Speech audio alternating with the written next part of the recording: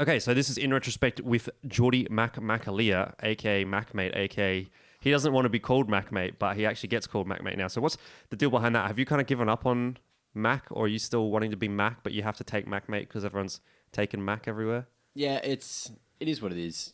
Like I still refer to myself as Mac if I would get the selection. Right. And Macmate's just like the online brand because I can't get Mac as an alias on any social media platform. So the mate was just like kind of Australian and didn't have like the CS or FPS or Esports or shouts or, all that stuff. So it was just Mac. And look, if anyone says Mac mate, I don't care.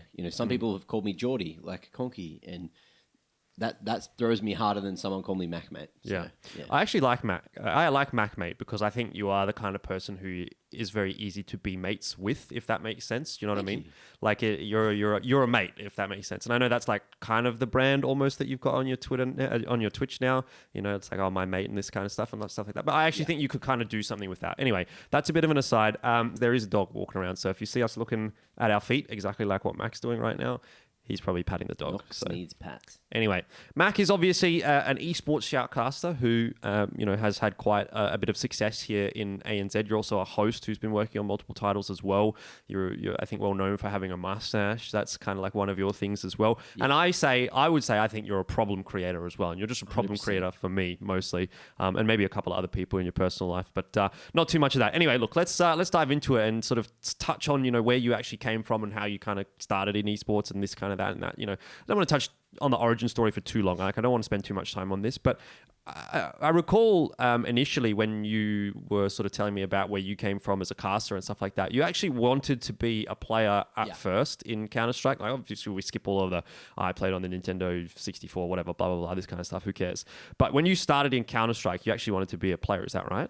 Yeah, I was playing CGA, started to play CGM, but as we were like cracking for that season, I upgraded the internet to NBN, and that was like back in 2016 or 15 or something, whenever NBN sort of came to Wollongong and everyone was going crazy about it.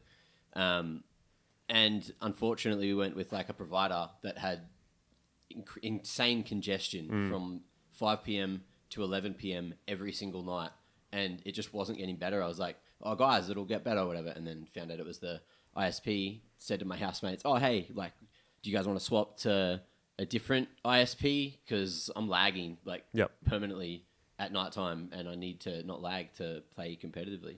And they're like, oh, well, it's fine for us, so we're happy, and we don't really want to swap it. And then I was like, okay, cool. So I could still stream, because it was just my ping that went, like, real high. Yep. But in terms of, like, playing, that was just sort of off the cards for a while. Yeah. And obviously it was off the cards forever, inevitably, basically. Like, I mean, you still play, obviously, as a streamer and whatever. Came back for one season. Okay, all right. So did you get kicked from the team because of your lag? Pretty much, yeah. Yeah. How did that conversation go? It was just like, oh, you can't play. You can't play. Like, you can't fix it, so we just need to, like... Replace you because there's only a couple of weeks left to prac before, the season. And I was like, look, fair enough, whatever. And then just had to go back to being a face at Puglord for forever.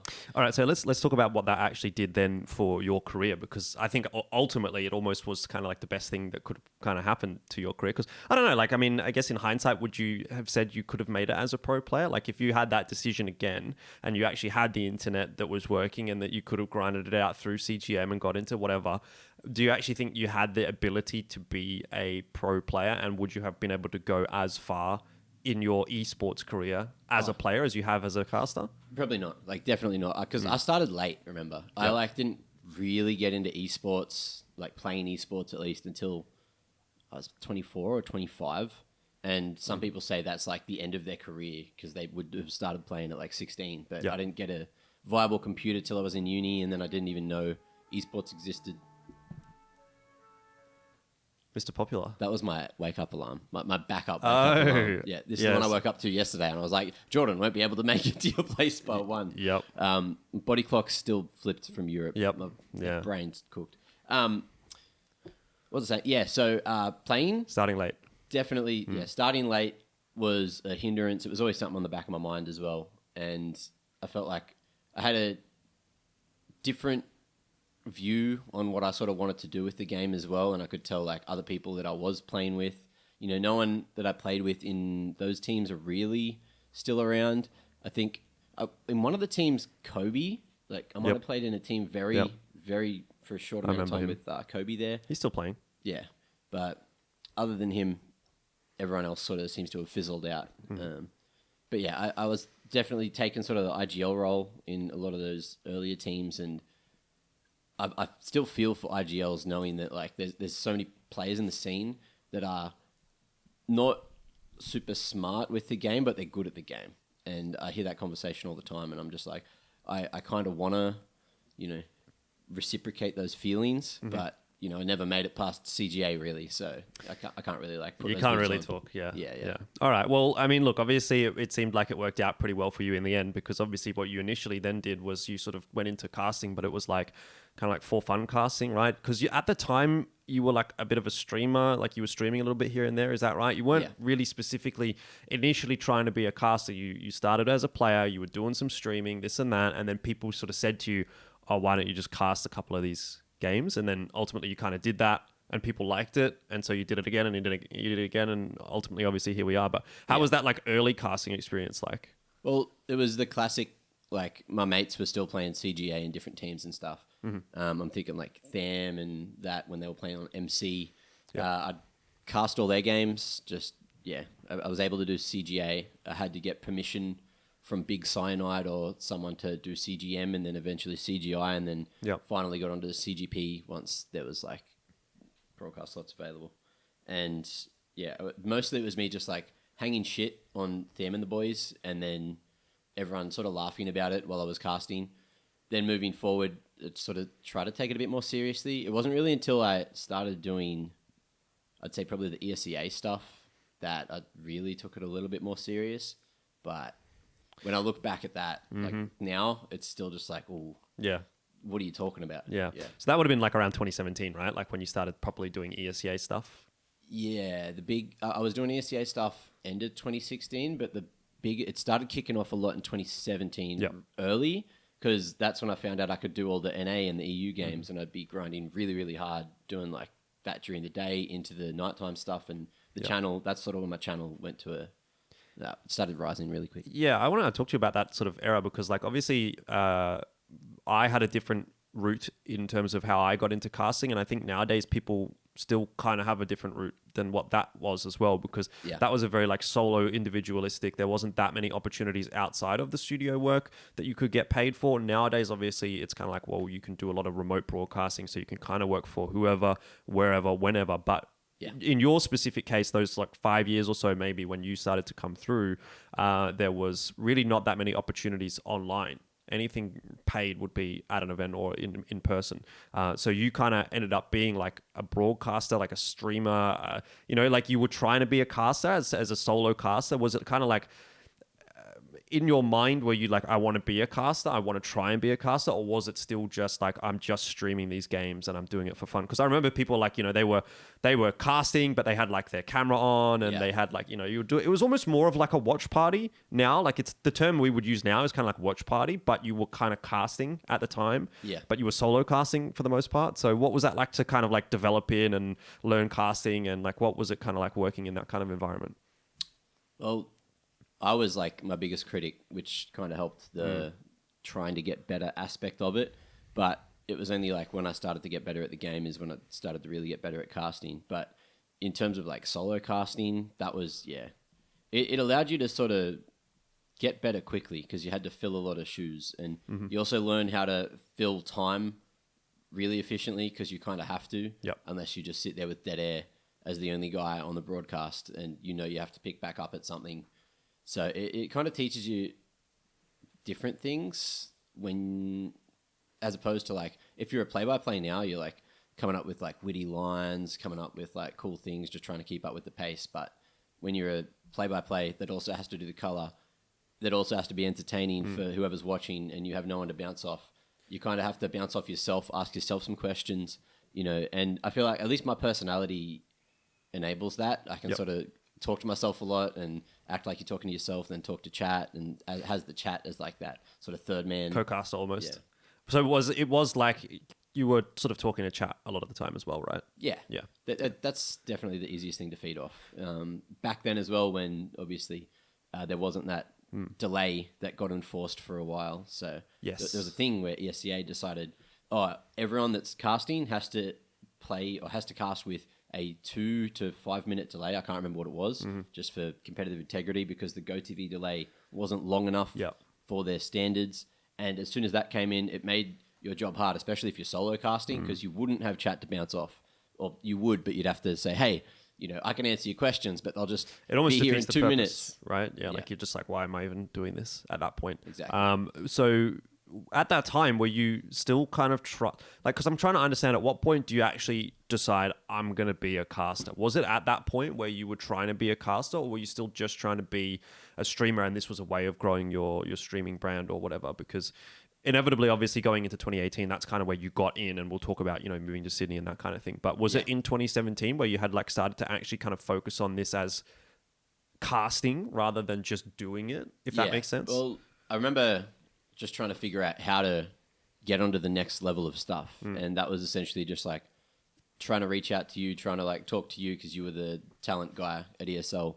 But I didn't know how to take that next step. I think that's like a very recurring thing, which might come through in this, is like not knowing how to take that next step or what to do to enable that next step to happen. But as soon as I figure it out, it's sort of things click fast. Yep.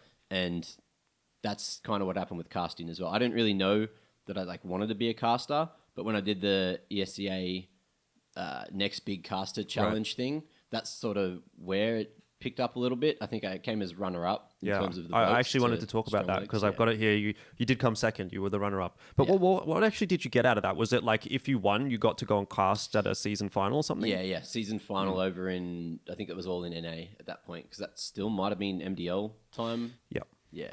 Most likely. And I really wanted to get over, but after you do one of those competitions, I don't think you were supposed to do it again. So I like couldn't enter the next one. But after that, I was also getting on, like I was working with the SCA on their broadcasts. Like they'd get me to do the NA stuff, the EU stuff every now and then. And that was like a little bit of money. It wasn't like a lot of money, but it's money and you're getting paid to talk about Counter Strike. So at that point you take it. Yeah, definitely. So I guess around that time is when things start to get a little bit serious. And then obviously we jump forward to 2018, where I think things actually really do properly kick off for you as a caster. Because again, when I do these, I sort of go through the years and I have like a little tagline, I guess, for each year. And this year for 2018, I have like, it's like the getting in year, if that makes sense. Like this is where you actually finally manage to go from just doing all that online, remote, bedroom, solo kind of stuff to being a quote unquote professional commentator. I don't know if that necessarily came until a little bit later on for you, but anyway, we'll just go by the wayside with that one. But yeah, okay. So first thing I wanted to actually talk about there with 2018 was moving to Sydney, because that seemed like it was kind of what did almost kickstart this a little bit for you. Had you had any like opportunities prior, like in person, prior to moving to Sydney? Because you very quickly got like Gfinity, you got like ESL stuff after that as well, but you didn't have anything like locked in necessarily. It was just a leap of faith almost. Well, I moved to Sydney off the back of, because I was supposed to do that social media thing at 2018 IEM, remember? Right. The walk around, and we either had to like drive up every day, which would have been hell. From, like not really hell, like it's only an hour and a half from Wollongong. But still a long way, like 3 hours there and back. Yeah, and then like if you finish late, and then you got to come and you got to feel fresh every day, and long days. I was just like, well, look, we wanted to move to Sydney anyway, and we found a place, so we ended up just finding that spot in Lidcombe, and it was 10 minutes away from the Olympic Park. Yeah. So yeah, it was the prime position for that spot. Managed to stay there for a year and a half before we moved to the new place. But yeah, that move was definitely like figuring out where I can move, where there's good internet so I can stream. Also on the main train line, because I was still working doing video production in the city at that point. And then also being close enough to ESL Australia to be like, hey, here I am. Something screws up with someone else, I am the fallback plan. Funnily enough, because I looked at your Twitter and you did tweet only 5-minute drive to ESL Studios, like, and then you did like the praying hands like 3 times. Yeah. So was that like very much like a motivation? What was actually the motivation behind moving to Sydney? Was it just to make IEM easier, or obviously it seemed like there was this undercurrent of, if I move to Sydney, I'm going to position myself to be in the right spot? Yeah, well, it's part of that. Part of it was while I was working in video production, because I was training up every day. I'd drive from Wollongong to Waterfall, which is so it made your life easier anyway. Yeah, just general life so much easier. And on paper, I was like, oh, because on the train line, I'm only going like half the time or like a quarter of the time on the train. Like the price should be a quarter of the price. And I didn't figure out until I started going. I was like, well, I have not saved any money by moving to Sydney. So you're probably paying more money, actually. Let's be real on rent. So that sucked. But I was in the right position to then, set up for the rest of my life. So it was, calculated in that aspect. I think it was pretty lucky timing as well for you, because it seemed like at that time in the ESL caster group, there was like people that were like on the fence about continuing and were also starting to maybe move away a little bit. And then obviously Gfinity also was popping up around that time as well. So actually we should probably talk about Gfinity first, because I think that was the first one that you actually got before you got ESL kind of stuff. Yeah. And that was where you sort of got your foot in the door. So how did that actually come about? Like, who was the one that got you in on that? Or did you, follow, chase that? Or what, how did you actually end up on Gfinity is kind of the question. Well, I think that was partly because we had friends who were friends with Stacia, and at the 2018 IEM, I was working out the back, so I didn't really get to meet many people, but I think I'd been doing a lot online, so people had sort of seen me around at least before that, and then Jess met Stacia. Jess is my partner, who I've been with for like almost 7 years now, and yeah, they met in the grandstand somehow, got along, and then I can't remember what happened, but she said what she was doing, which was working at Gfinity, and then Jess was like, "Oh, like Mac's a caster, Geordie's a caster. Like, have you heard of him?" And she was like, "Oh yeah. We've seen him online and stuff." And I think what ended up happening was, because Jim was heavily involved with that. I think Jim had seen me doing online stuff and was like, "Well, he's around. Like, we could give him a go, give him a crack." Yeah, and I think they tried to get like the ESL guys, but you guys had gone through your own like, oh, if we work for Gfinity, then we can't work for ESL. I can't comment really because I wasn't on offer. I was still a full-time at ESL. There was no way I was going to work at Gfinity show. Yeah. But the other guys, I don't know. I don't know if they... Look, I can't really say, but I don't think that they ever really got an offer necessarily, or if they did, they never sort of brought it at least to anyone at ESL and said, if we work this, are we going to be able to keep working ESL? I don't think it was really a thing. If it was a thing, I think it was in people's heads more than it actually existed per se. But either way, obviously we know like Kev ended up working a little bit on Gfinity anyway, and Ian did as well and stuff like that. So it seemed to work out in the end there. But obviously for you, I think this was quite a big jump, right? Because prior to that, you had only been really doing your bedroom broadcasts and stuff like that. But you obviously go into a studio, and by what I could see, it looked like a pretty legit studio as well. Like this wasn't like a half-baked bullshit, like, in the bedroom sort of, we got a couple of microphones. We're in Jordan's bedroom studio doing the caster setup. Yeah. This was actually like a proper studio setup with like proper cameras and cameramen and like all this sort of stuff, stage manager, makeup as well, stuff like that. So what was that sort of jump like for you? Did you feel like you sort of swum or sunk, or did you not really get too concerned about it? Like, was it easy? I wouldn't say I was used to it, but I had my head around how it sort of was all working, because like we had green rooms, we had like things that I guess we more so have today, but then like we go to ESL Australia off the bat. Wait, I'm jumping ahead. I'm doing the jumping thing. But because I've got a video production brain, right? Which is why when I started doing casting, I sort of knew what I wanted to say on camera, because what I would think is when I would work with talent, especially untrained talent who were like, I'd go and do like videos with businesses, right? You'd have these guys who just had no idea how to talk on camera. And you'd have to talk them through how to talk on camera, just relax, man, like it's all this stuff. And I wasn't really good at talking on camera, but I just took my own advice that I'd given to so many people that weren't good on camera over time, and it ended up working out a little bit better. So that being said, moving into this environment, which was Gfinity, it was, very much on the professional end of how like talent and everything was treated. Like the studio was crazy, the LAN setup, like going into a full like studio production, but it also being a live broadcast with LAN, with players all there, and then like multiple titles. So you'd have people through different parts of the day doing different stuff. Live audience as well. Definitely made me shit myself a little bit for the first couple of broadcasts, but it low key, like never really filled up too much. Yep. But still having those extra eyes on you was a bit of extra pressure.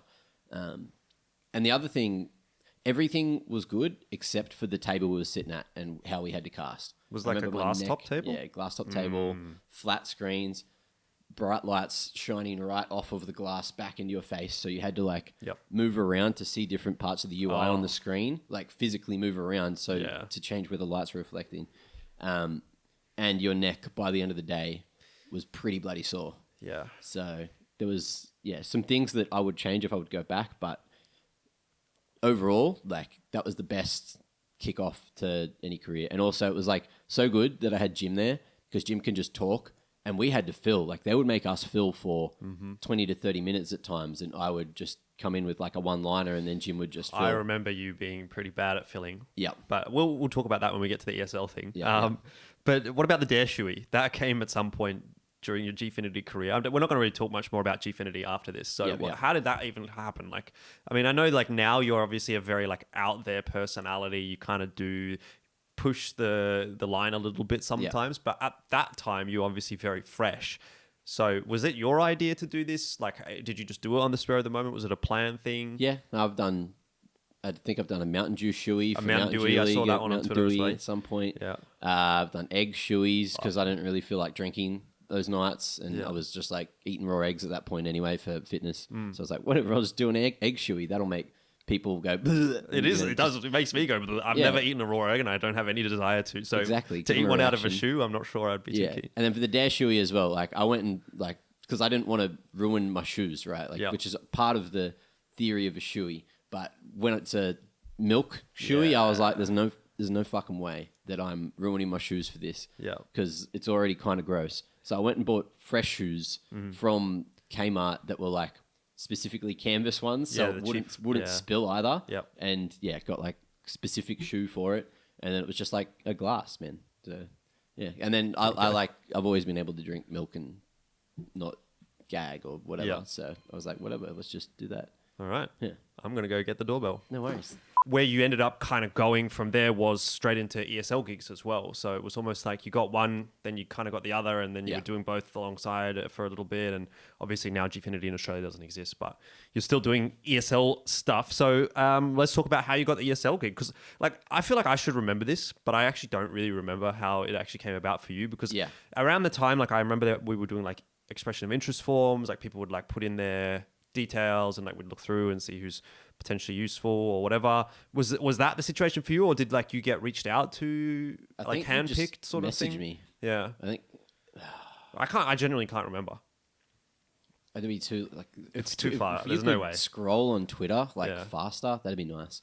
But yeah, it'd be probably the first DM you'd ever sent me, maybe, and it was because Ian and no one else was available to do. I think Pro League. Right. Like, I'm pretty sure it was a Pro League, and it was that photo. You know that photo of me in the So was that the first? Shirt? Was it the very first cast you did with the ESL? Was that with me? Yeah. Yeah. Yeah.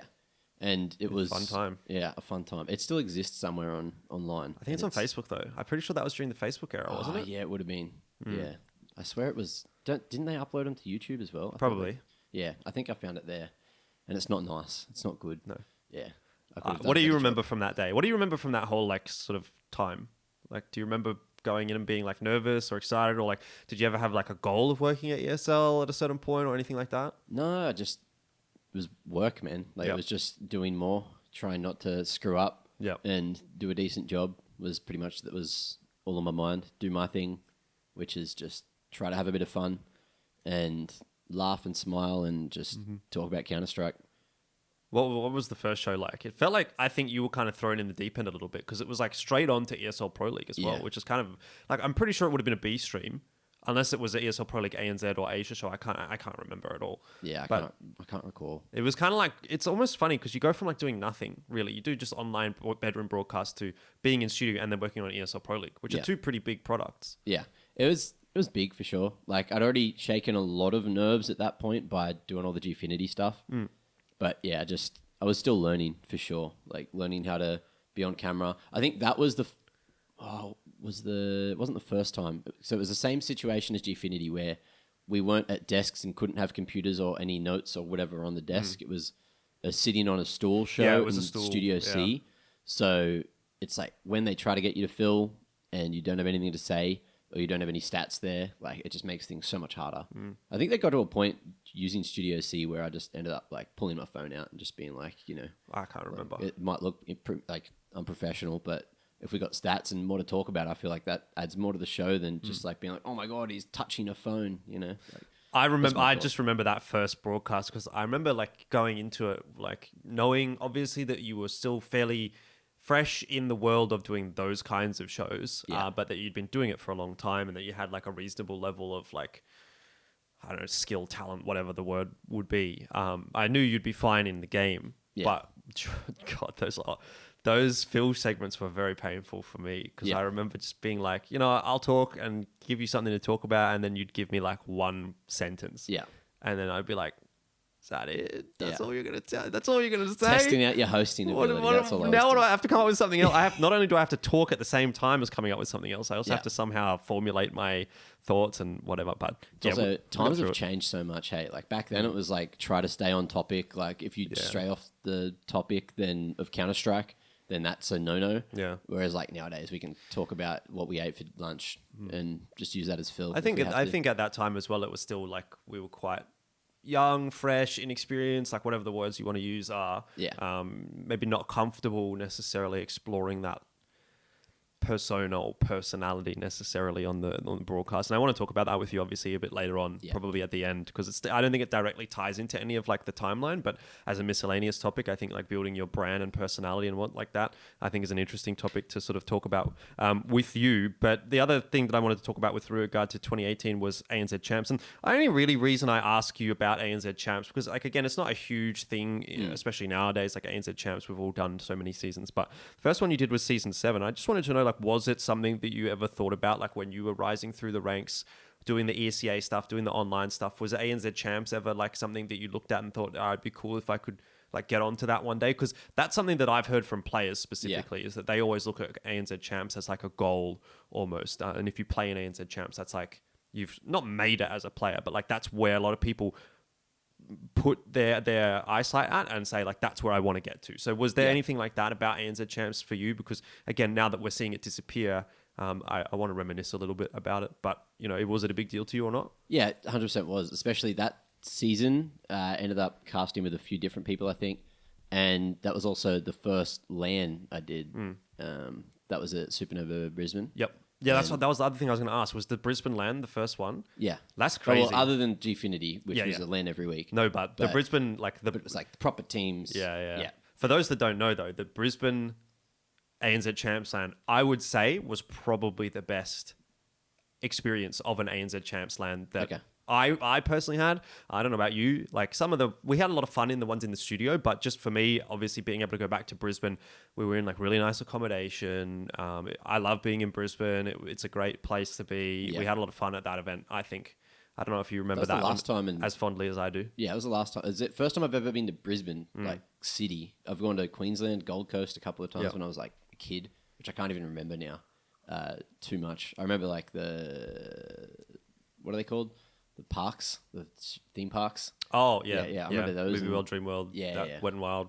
I can't remember what they were called for a second. I was like, the parks, the good stuff. No, but yeah, Brisbane as a city, it was pretty cool. It was just like super chill, super empty, which was kind of not what I was expecting. And yeah, it kind of felt weird as well. Like the other thing coming into sort of like that crew of the ESL crew is I'm older than everyone. Yeah. But I'm the freshest. Yep. So it was a weird dynamic to I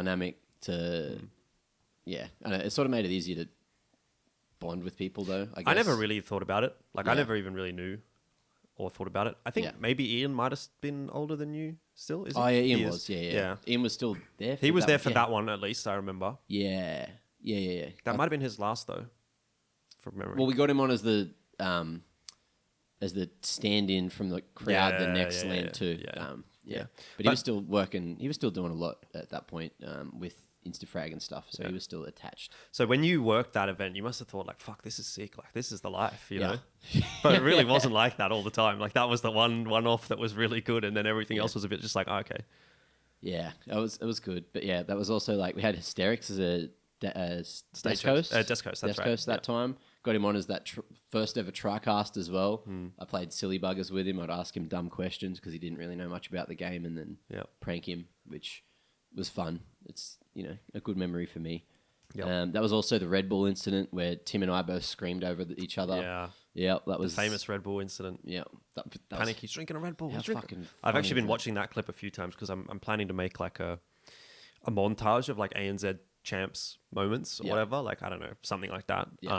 Just in memory of ANZ champs, because it's 17 seasons is it's a pretty long time. And there's when you actually go back and look at like the history of it, I go back, at least for me, I go back and go, I remember that moment. I remember that moment. Like, I remember that, but I don't remember thinking about it for like the last 5 years. And some of them are pretty funny. Like that Red Bull clip is obviously like one of the best clips of like Counter Strike Global Offensive just in general. Like that is an iconic clip, definitely.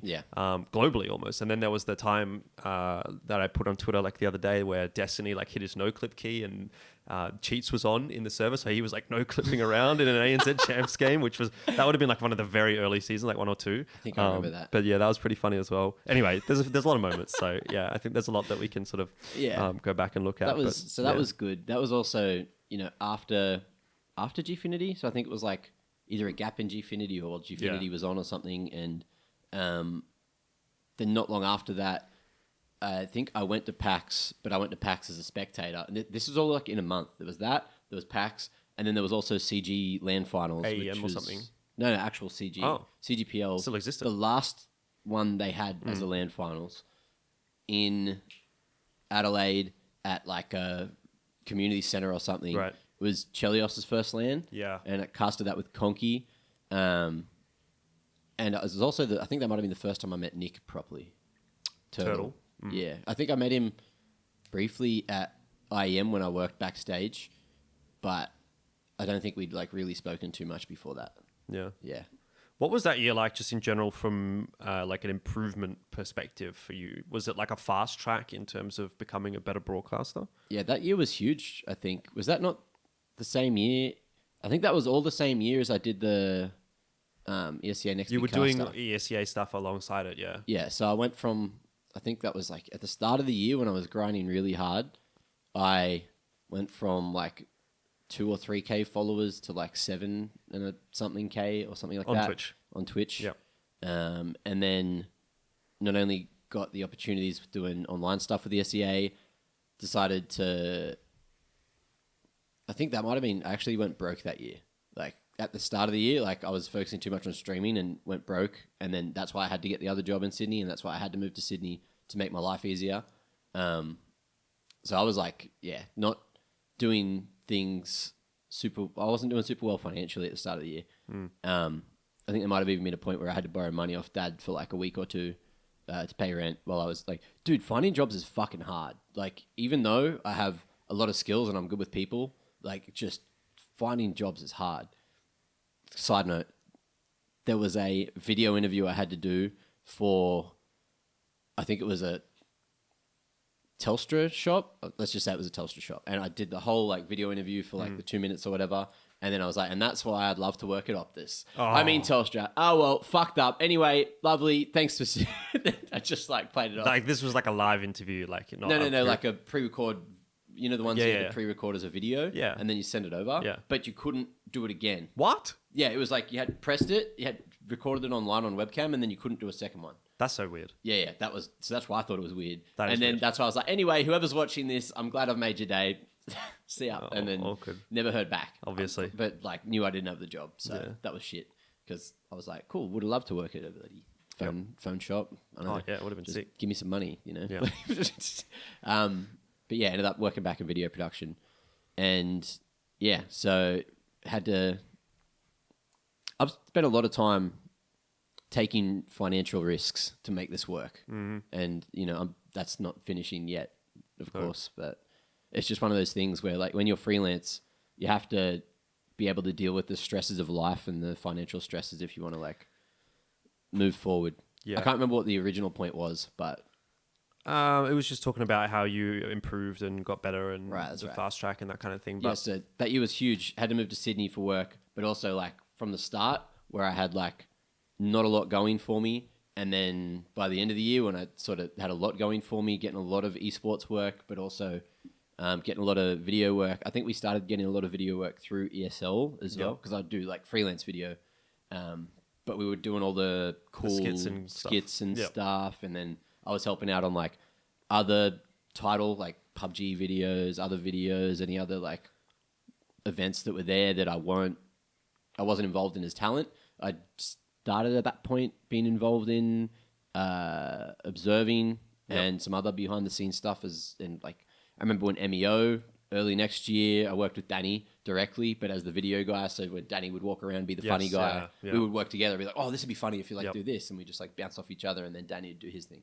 Yep. So I liked doing all the esports stuff back end and like talent. Yeah, you did a lot of like external roles, I guess, to talent. Yeah. That has changed a little bit, I guess, in more recent times, it seems like. But anyway, we'll get to that when we get to that. I want to jump forward to 2018 as well, because it seems like obviously 2017, as I said, big sort of year where you got in and you started to position yourself in the right spots to kind of go somewhere with this career. But it wasn't, I think, at the time, like necessarily as if it was a guaranteed thing. Obviously, as you said, you still were like looking for other jobs. You were doing your video work and you were getting some casting income, but obviously not enough to really live off. But 2018 is more of a solidifying year for you as well, because 2019.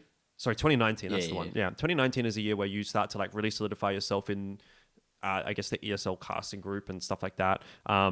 Most specifically, obviously, I want to talk about IEM Sydney 2019. I don't know why I keep saying 2018. Yeah. But IEM Sydney 2019. Alongside that, obviously, you're doing things like ANZ Champs, ESL Pro League. We had a lot of qualifiers for IEMs and stuff like that still happening. And then there was things like MDL. I think you were still doing on and off a little bit on your stream and stuff like that at that point in time. But let's talk about IEM Sydney, which was obviously a big deal for anyone that gets to work this. Now, you were casting. You weren't just like obviously doing some, whatever it was, social video, something, I don't know. Yeah. Like, it's one thing to be working it, but it's a different thing to be casting it. Yeah. And also, I think what was really cool about IEM Sydney's was that it wasn't as if there was like an A stream and a B stream. In a lot of the other ones, like Katowice's, Cologne's, blah, blah, blah, there would be an A stream, which was done from the venue, and then a B stream would be done like remotely, which we often actually ended up doing some of those B streams here and there. But with Sydney, for whatever reason, I guess because of the capacity that ESL Australia had with the global team coming through and the fact that we were there as well, so it was kind of like we could do it locally. Yeah. It was just like, this is the talent team, and everyone's split on the A and the B stream. There is no like dedicated B stream. There is no dedicated A stream necessarily. Yeah. Also, there was, but like it wasn't as if you are the B stream caster. Yeah. You could do A stream games as well, if I remember rightly. So what was it like for you? Like, was this like a kind of a made it moment? Was it you'd grinded all this time and you'd kind of gotten it to IEM Sydney 2019? You felt like you achieved something? It'd been pretty good. I think the start of 2019 was around where like whenever Rob moved to Sydney, me and him started casting together. Would have been around then. It would have been around the same time you moved, I think. Yeah, I think he moved. Yeah, he'd been up for a little while now, but he approached me earlier that year and was like, "Yeah, we should be a duo." And I was like, "Yeah, sure," because we were both like the ESEA caster guys. I think everyone else was already sort of. You did sort of de facto become a duo anyway, because everyone else was like already paired up. I was with like Sniper, and then with Pilly at a certain point, and then like, I mean, I think at one point. Yeah, it was a little bit mixed, but then Kev and Tim, I guess, started casting together, or whatever happened there, I don't recall. But yeah, it was kind of just like, oh, these two guys started around the same time. They're just going to cast together. Yeah. In an ideal world. Didn't happen every time, but like... So yeah, we casted like, I think the first season of ANZ Champs that year, doing that. That was also halfway through that season was like a qual for IEM. That all then moved into like actually doing IEM, I think. Do you remember getting before IEM though? I remember Pilly and I and you went to Indo. Oh yeah, that was for. Well, see, I was looking at that and I was trying to find the VODs for it. I couldn't find the VODs of you casting. I found Pilly casting with Blair a lot. Yeah, but you. I was on week 1. You were on week. I remember you were on like the first week because I remember how it worked was you and Pilly went over. Yeah, and then Blair came in for you. Yeah. Pilly stayed on. And then they did. And then I came in for Blair. Came in for the last week. And Pilly stayed on. So Pilly was there like the whole time. Yeah. But what did you cast ANZ? Was it ANZ or Asia or? I did Asia. Yeah.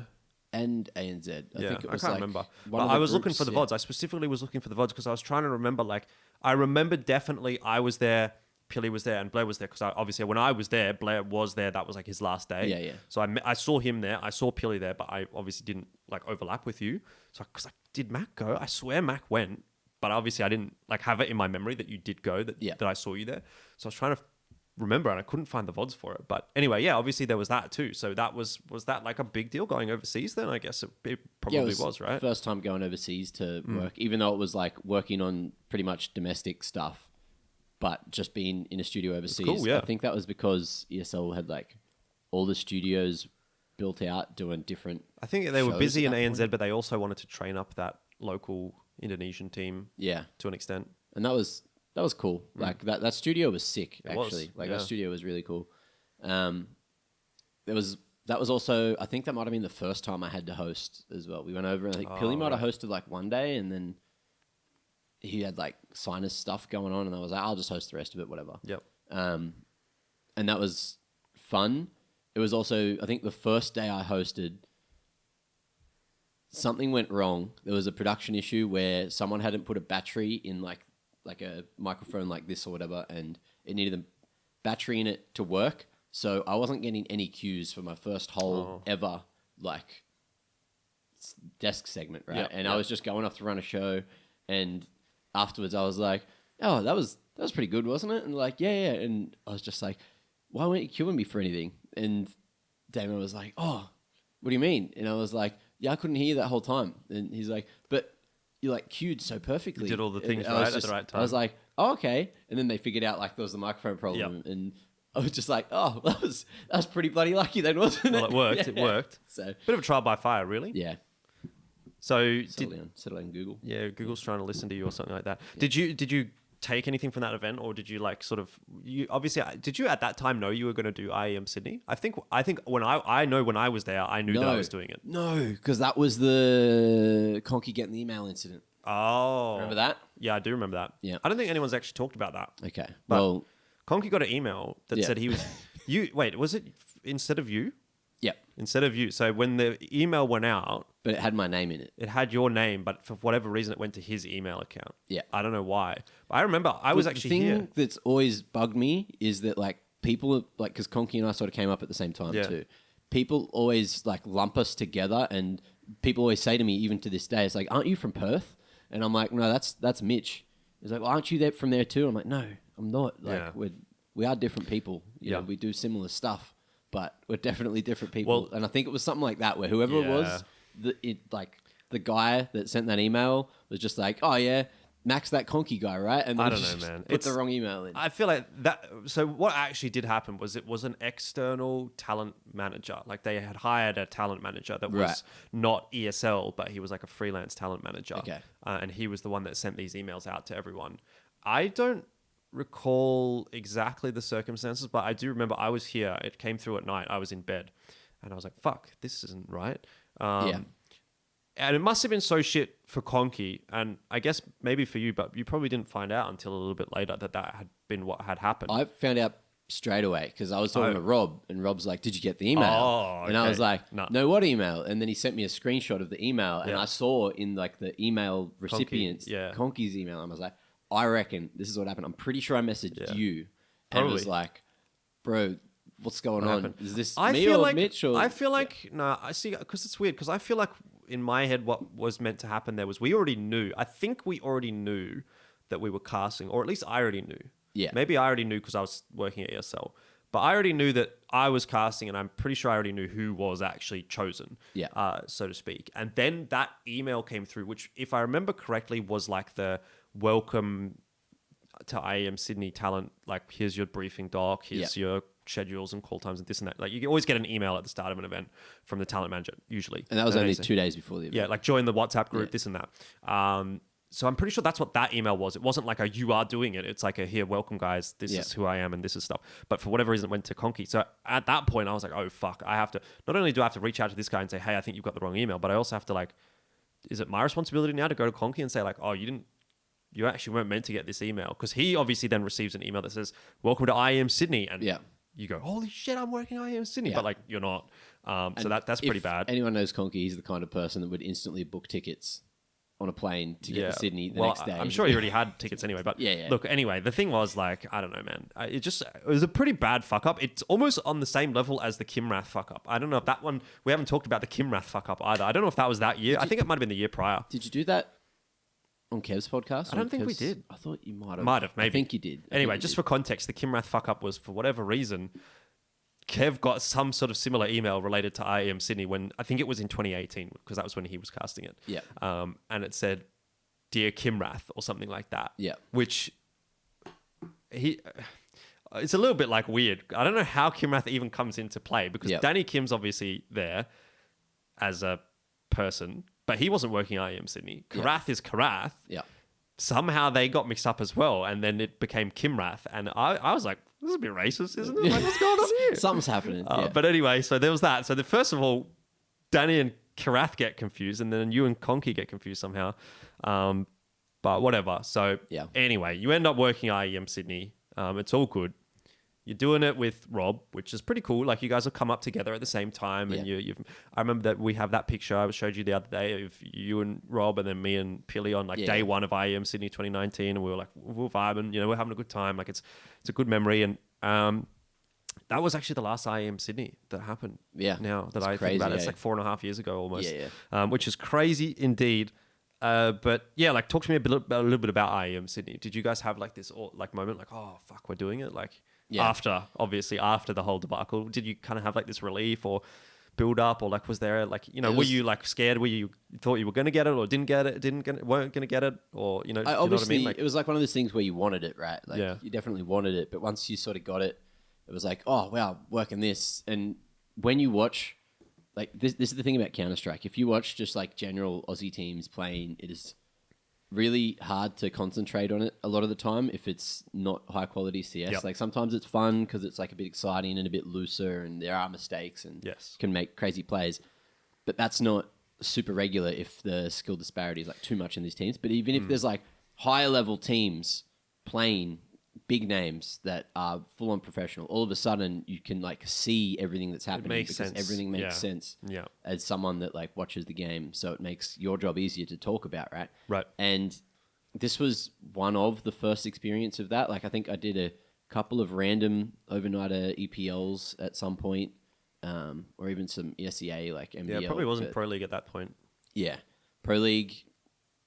Oh, you would have done Pro League B stream at one point. An American B stream at one point. Toward the end of 2018, I remember that. Yeah. I can't remember what the teams were. Might have been like, I think it was Pro League Finals. I think it was Pro League Finals B stream. Yeah. But you probably would have just got all the shitty games. I'm pretty sure. Yeah. But yeah, for IEM, it was like all of a sudden nerves were going crazy because like I didn't know like what capacity I was going to be working on IEM. I knew I was going to be casting groups at least, which is what ended up happening, was just pretty much groups. Yep. But it was still just like high level competition, and it was also the first time I'd ever been around like all of the top level talent that came over.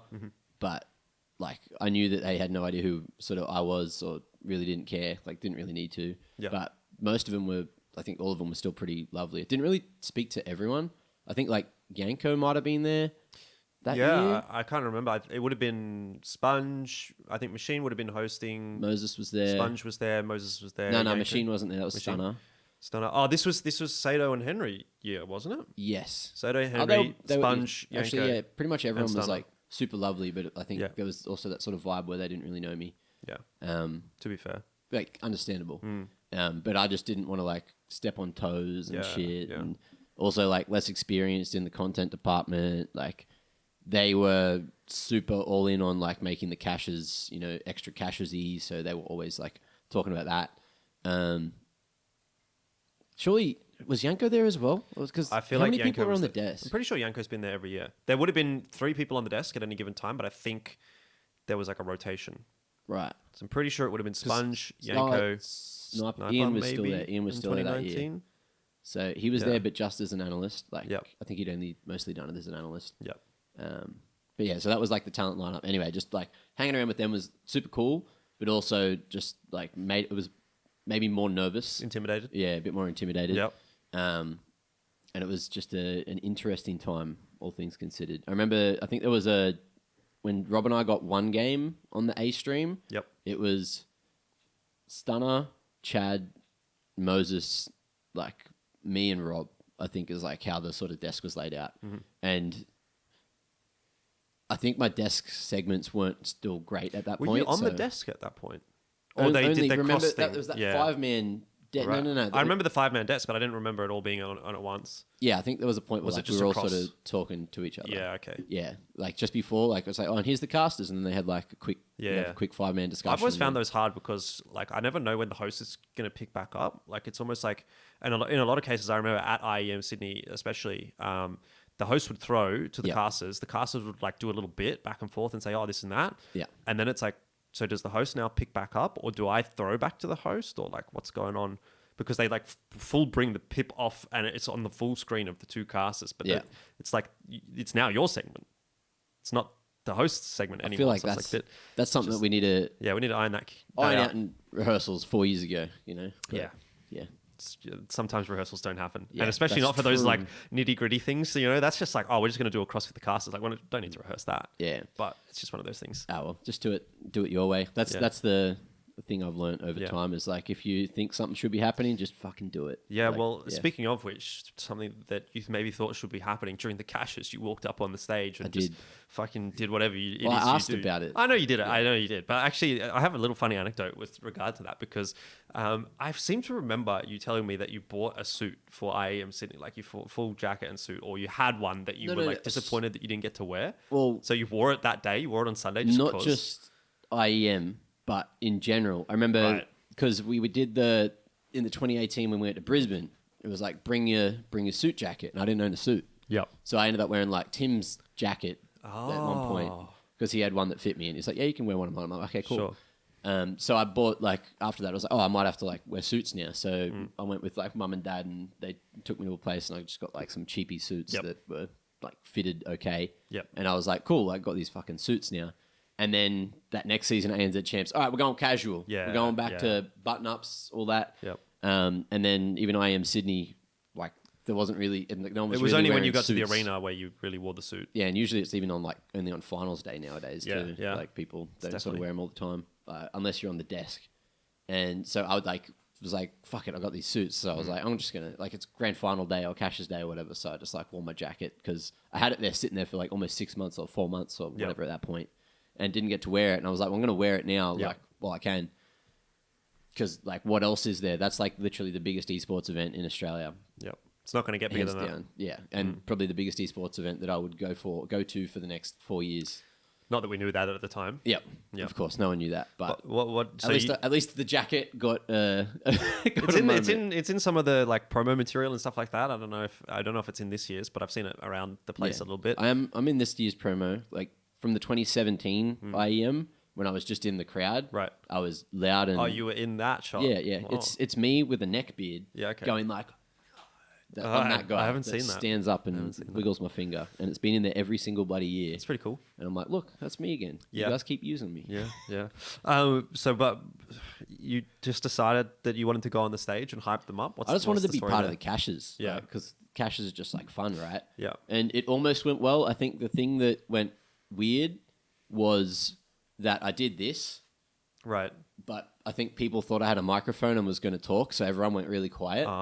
And then I watched it on stream like just now a couple of days ago while I was prepping for this, and I didn't think it didn't come off super weird. Yeah, it ended up being like okay. It ended up being okay. Yeah, I think people were weirded out because apparently I think it was like Ollie that ran up and told me to like come off, like we want to keep going. I was like, all right, yeah. But someone said it was Carmack that ran up and no, I didn't was see like that. grumpy. No, I can't remember who thought they saw that. I think it might have been Ben. And they're like, didn't Carmack run up and like and I was like, yeah, and he was just like, yeah, good job, like thanks for doing that, or like, thanks for being involved, or whatever. Like, I can't really remember, but I just remember it was like, it happened. Yeah, it happened. I was a few beers deep at that point. Evidently. Yeah.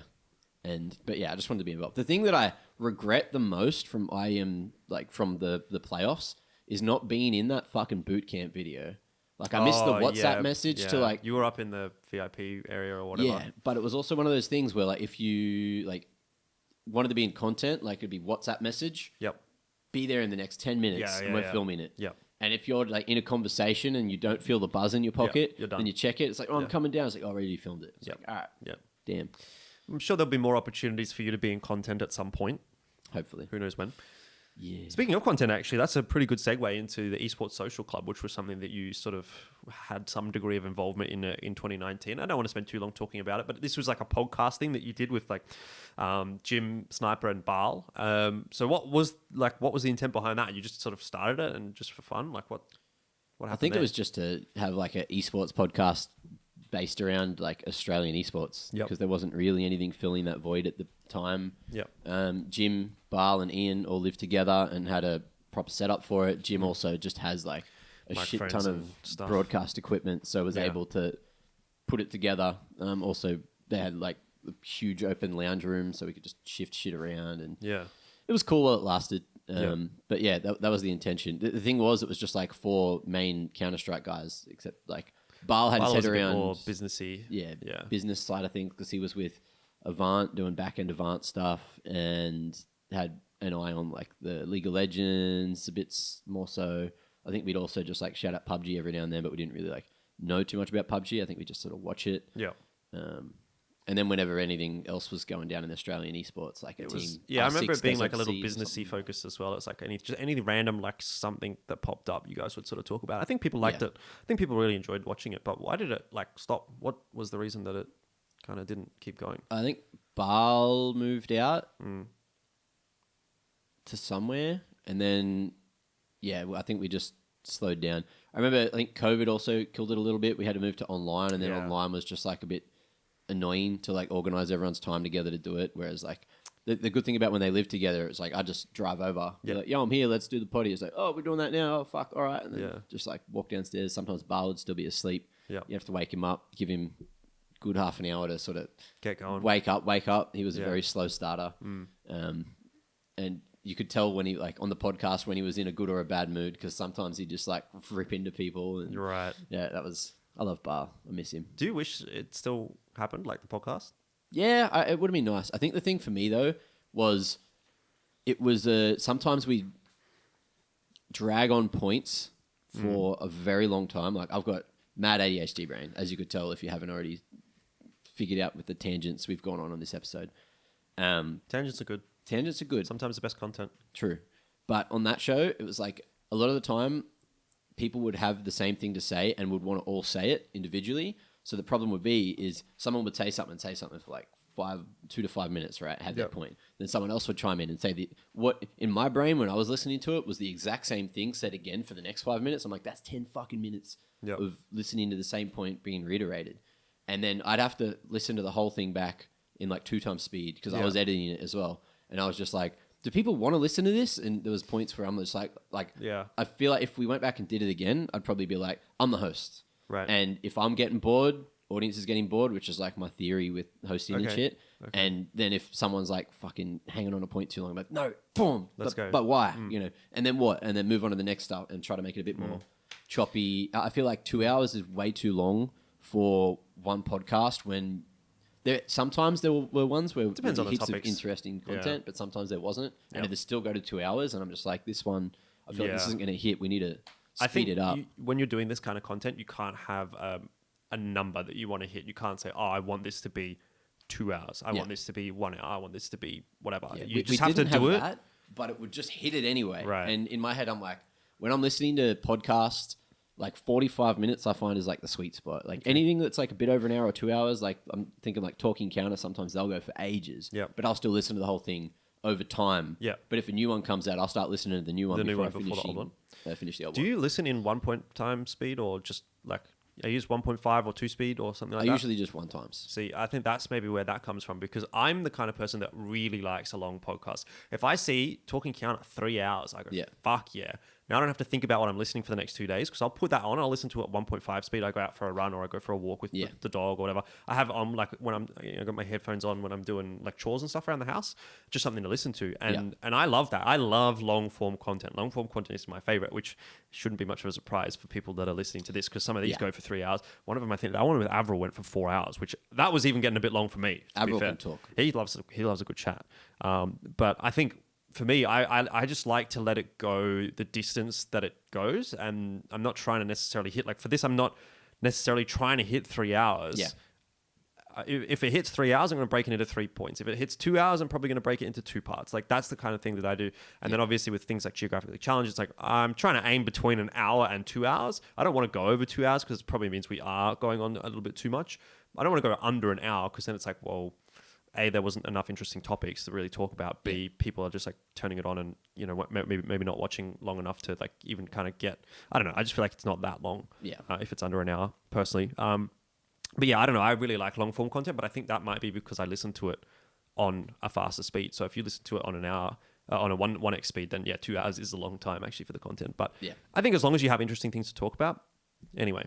But look, we've probably gone on a bit of a tangent about the podcast for a little bit too long. I want to go forward to 2022 because this was the year of a lot of things happened in this year for you. 2020 as well. Yeah. Right. Yeah. I do that all the time, don't I? Yeah. 2020 as well, because a lot of things happened in this year. Obviously, this was a year where COVID happened and like things really started to get a little bit problematic here and there for us as casters because like we couldn't work, but then we did get work and then we did like late overnight work and stuff like that. Actually, the first thing that I wanted to talk about here in 2020 was your longest solo cast ever. Do you remember this map?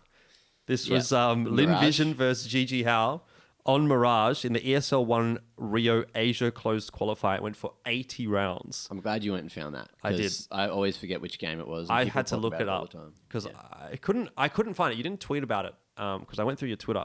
You didn't tweet about it, or you tweeted about it, obviously, but you didn't write the names of the teams. Yeah, I would have just been like, fuck that. So I just knew, all I knew was that eHome played in it because you said there was like a tweet where you're like, eHome versus Tai Lu in the grand final this, and I was like, okay, eHome, they got through from that game. So I knew it was eHome versus somebody, and I was like, I was trying to remember in my head, I was like, who was it? I was pretty sure, sorry, not eHome, that it was GG Howe or whatever it was, whatever team it was. eHome versus GG Howe, I think was the next game, something like that. Anyway, I had in my head that it was GG Howe that was playing in the game. I was like, who played in it against GG Howe? I knew it wasn't like Tai Lu or Vici, because I can specifically remember it being like a couple of the randier Chinese teams, like the random teams that weren't like the top 2 teams. Yeah. So I was like, okay, I literally went and I went. That's not Vici or Tyler. I went into Google. I went GG Howe versus whatever team name, HLTV, and then I clicked on all the links that came up, and I eventually found it, Lin Vision versus GG Howe, and 80 rounds for that one map, and then they played a best of 3 that went to 3 maps. Yeah. With tech pauses. And then the next series as well, eHome versus GG Howe went to 47 rounds on Mirage as well. Yeah. Like, what the fuck was that? That was 10 hours. I remember you put a tweet, you were like 10 hours for 2 best of 3s. Yeah. So that must have been fun. Yeah, that was one I don't remember super well. It was just kind of like another one of those. You just do it. Yeah, big, long broadcast, which, look, we've had plenty over time. And every time there's a tech pause, you just kind of go into a little bit of insanity. But if you're doing it on your own, I think that might have been my first solo cast in a while as well. Yeah. So I was kind of just like going from doing lots and lots of duo casts to, back to the bedroom.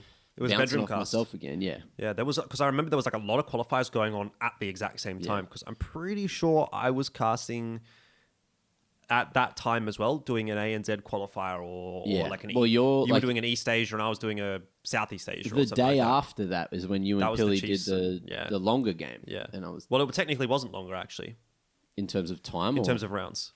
Wasn't it? Yours was 80 rounds and ours was like 77 or something like that, but it was very close. I thought it was the other way around. I thought yours was longer. Yours was 37-33 and ours was like 35...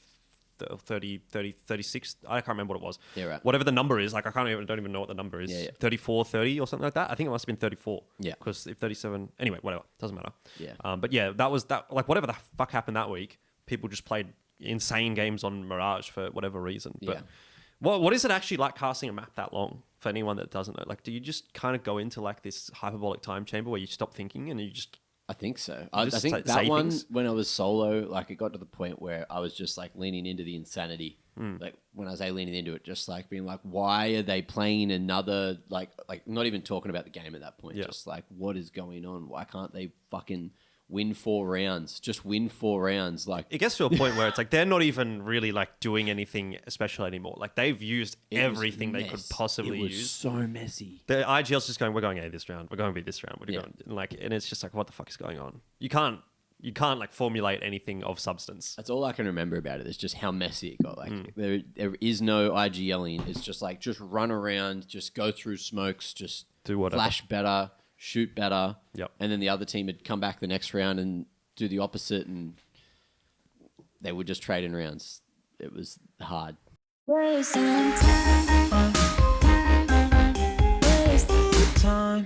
Hey guys, just at the end of this video, I'd like to give a quick shout out to Jean, who is my first supporter on buymeacoffee.com. If you'd also like to support me financially or any of my content, make sure to check out the link. It is in the description box below.